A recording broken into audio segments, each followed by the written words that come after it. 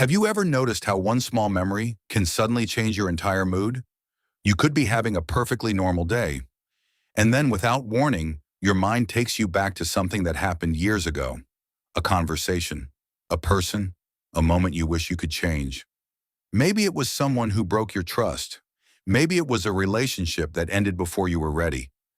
Maybe someone said something that you never forgot. Or maybe you made a mistake that you still punish yourself for. The strange thing is, life moved on, but something inside you stayed there. You might be working, eating dinner, talking with friends, or simply lying in bed, and suddenly that memory appears again.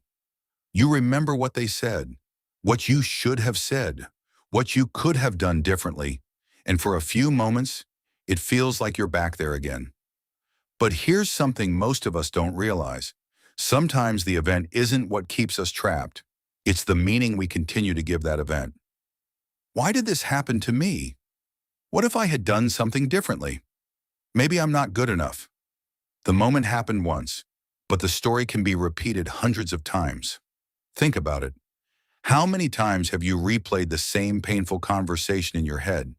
You imagine a different answer, a different ending, a different version of yourself, and every time you replay it, the emotions come back too.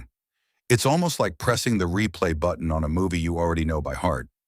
Meanwhile, life keeps moving. People change, new opportunities appear, new days arrive. You may even smile again. But sometimes your mind quietly pulls you backward, and that's the painful part. You can be physically present in today while emotionally living in yesterday.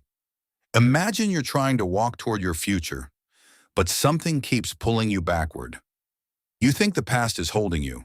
You blame the person. You blame the situation. You blame what happened. But then, you notice something. You're holding the other end of the rope. And this doesn't mean what happened wasn't painful. It doesn't mean you deserved it. It doesn't mean you have to forgive someone immediately. It simply means you may still be giving the past a place in your present. And sometimes letting go begins with realizing you don't have to keep holding the rope. So stop for a moment. Think about the memory that keeps returning to you. What if you stopped asking, "Why did this happen?" and started asking, "Why am I still carrying it?" Maybe you can't change what happened, but you can decide how much space it gets in your life today.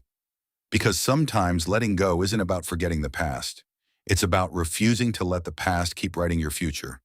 And here's the question. If remembering the pain isn't what keeps you stuck, then what does?